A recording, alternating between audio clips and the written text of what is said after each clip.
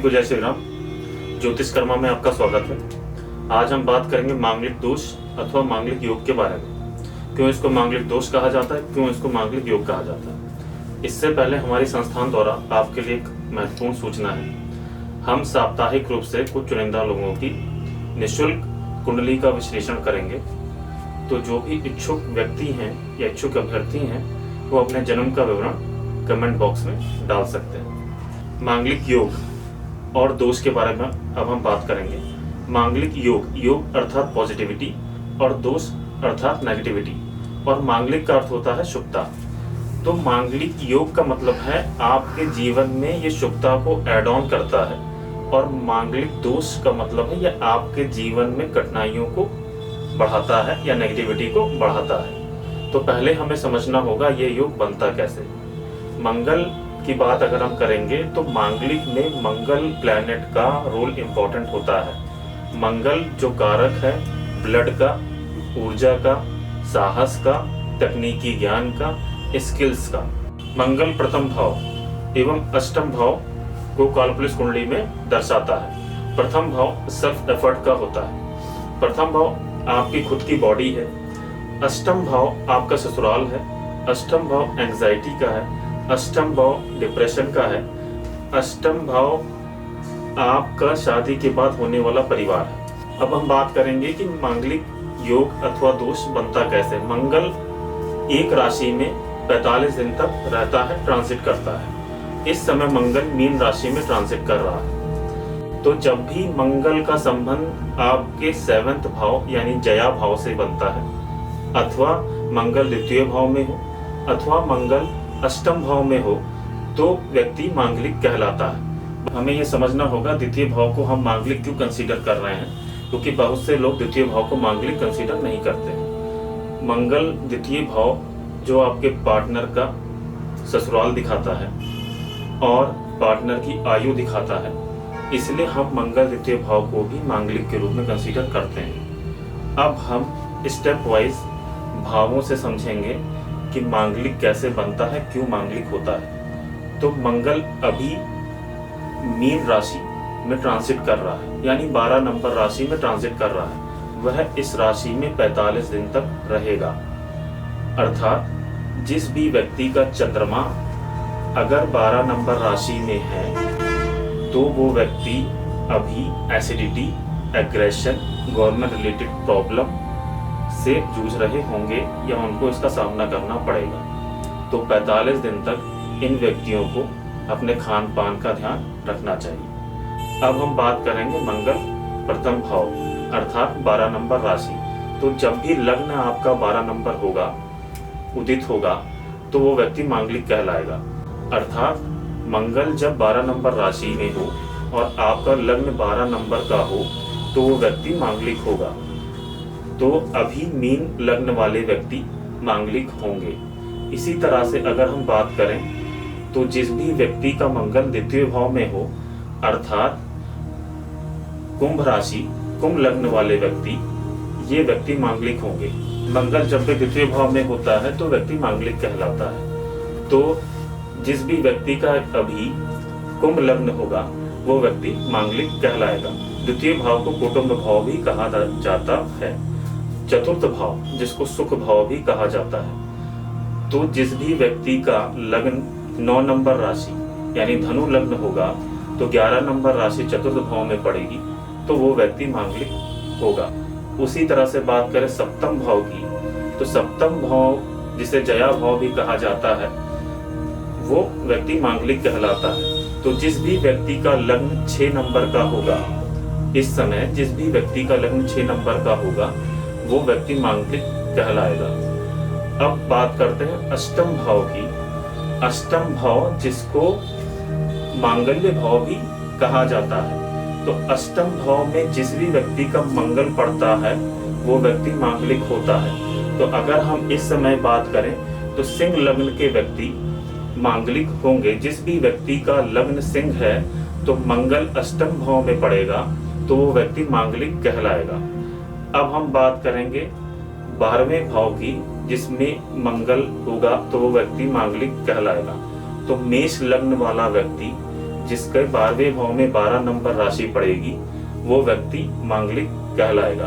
अर्थात 12 लग्नों में से 6 लग्न वाले व्यक्ति मांगलिक होते हैं। तो इस तरह से क्या 50% दुनिया मांगलिक है? सबकी ही शादी में प्रॉब्लम है? ऐसा तो नहीं है। तो जिन भी व्यक्ति की शादी में प्रॉब्लम है उनके लिए मंगल मार्केश का काम कर रहा है, यानी उनके लिए मंगल अच्छा नहीं है और बाकियों के लिए मंगल योग कारक है। तो अब हम हर भावों में समझेंगे मंगल कौन से रिजल्ट्स देता है। तो मंगल प्रथम भाव की बात करते हैं हम। तो मंगल जब भी प्रथम भाव में होगा व्यक्ति ऊर्जावान होगा, साहसी होगा, हेल्दी होगा, फिट होगा, दृढ़ निश्चय वाला होगा, पावरफुल कम्युनिकेशन वाला होगा। लेकिन यही अगर मंगल योग कारक है तो ये चीजें देगा। लेकिन अगर मंगल आपके लिए पॉजिटिव काम नहीं कर रहा है तो व्यक्ति आक्रामक स्वभाव वाला होगा, व्यक्ति गुस्सैल होगा, व्यक्ति मोटा होगा। अब हम देखते हैं कि द्वितीय भाव में मंगल क्या रिजल्ट देता है। द्वितीय भाव आपके पार्टनर का ससुराल होता है, आपका कुटुंब होता है, आपकी वाणी होती है। तो यहाँ पे मंगल अगर पॉजिटिव है तो जहाँ भी आपकी शादी होगी वो घर राइज कर जाएगा, उसकी घर की वेल्थ इंक्रीज हो जाएगी, वहाँ प्रॉपर्टी आएगी, वहाँ के जो आपके देवर होंगे या जो आपकी ननंद होगी उनकी भी वेल्थ इंक्रीज होगी, आपकी वाणी अच्छी होगी, आप खाना बनाने के शौकीन होंगे, आप लोगों को सर्व करने के शौकीन होंगे। लेकिन यही अगर मंगल नेगेटिव है तो आप गुस्सैल होंगे, आप ऐसी बातें बोलेंगे कि झगड़ा हो जाए, आपके घर में शादी होते ही जहाँ भी आपकी शादी होगी वहाँ पॉवर्टी आ जाएगी, गरीबी आ जाएगी। अब हम बात करेंगे मंगल चतुर्थ भाव की। अभी हमने देखा मंगल प्रथम भाव देख लिया, मंगल द्वितीय भाव देख लिया। अब हम बात करेंगे मंगल चतुर्थ भाव की, जिसको सुख भाव भी कहा जाता है। मंगल यहाँ पर प्रॉपर्टी योगा देता है।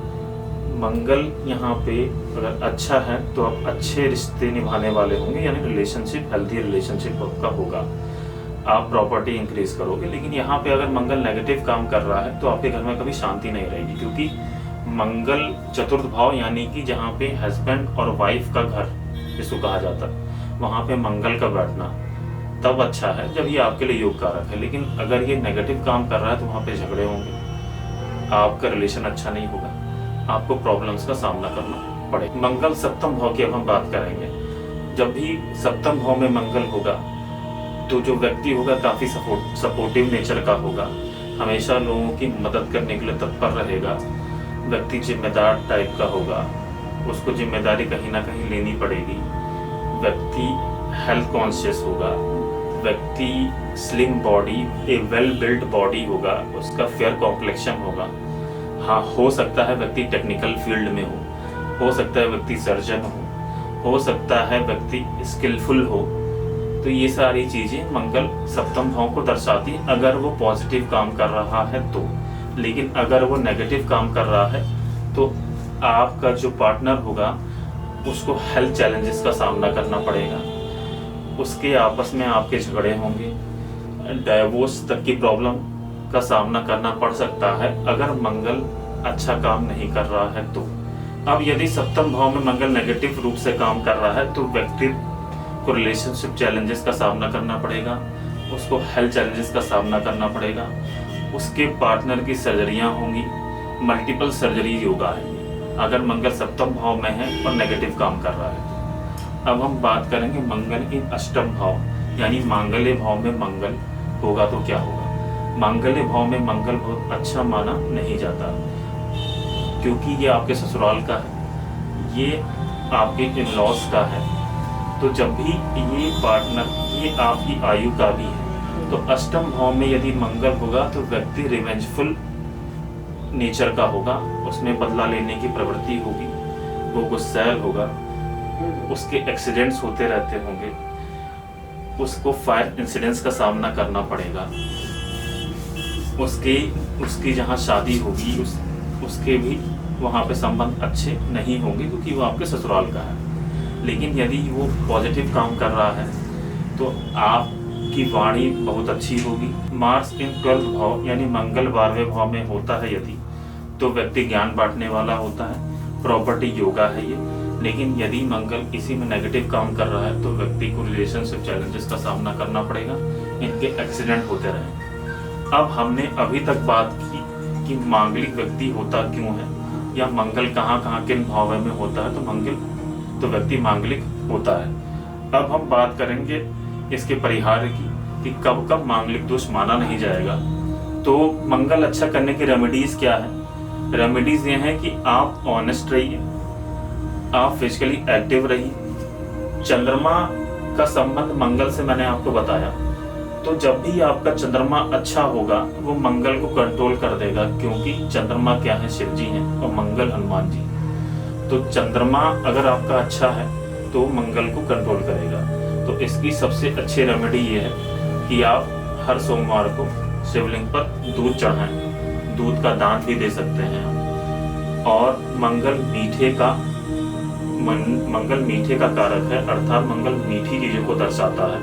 तो यदि आप किसी भी व्यक्ति को मीठी चीजें बांटते हैं या शहद बांटते हैं तो आपका मंगल अच्छा होता है। मंगल खाने का भी कारक है, तो आप जरूरतमंदों को खाना खिलाइए तो आपका मंगल धीरे धीरे ऑटोमेटिकली अच्छा होने लगेगा। आपने देखा होगा बहुत से लोगों को कि उनकी रिलेशनशिप अच्छे चल रहे, हेल्दी चल रहे हैं। उसका रीज़न ये है कि वो मंगल की एनर्जी को यूटिलाइज कर लेते हैं। कैसे यूटिलाइज करते हैं? मान लीजिए आपका मंगल का संबंध जब भी सप्तम भाव से बनेगा, तो यदि वो व्यक्ति सर्जन है, वो व्यक्ति फिजिकली एक्टिव है, वो व्यक्ति स्किलफुल है, वो व्यक्ति टेक्निकल फील्ड में है, या आपका पार्टनर ही बहुत ज़्यादा फिजिकली एक्टिव है, तो मंगल की एनर्जी को यूटिलाइज कर रहा है, तो उसको ये मांगलिक दोष नहीं लगेगा। उसके लिए मंगल योग कारक के रूप में काम कर रहा है, तभी उसकी शादी उस पार्टनर से हुई है जो व्यक्ति ज़्यादा फिजिकली एक्टिव है या किसी भी तरह से आर्म फोर्सेस, पुलिस, सेना, टेक्निकल फील्ड या सर्जन के रूप में काम कर रहा है। तो आज हमने समझा मांगलिक दोष अथवा योग के बारे में। आगे आपको किसी भी टॉपिक से कोई रिलेटेड प्रॉब्लम हो तो आप कमेंट बॉक्स में वो चीज़ें लिख सकते हैं, हम उस पर नेक्स्ट वीडियो बनाएंगे जो आपके लिए हेल्पफुल होगा। धन्यवाद।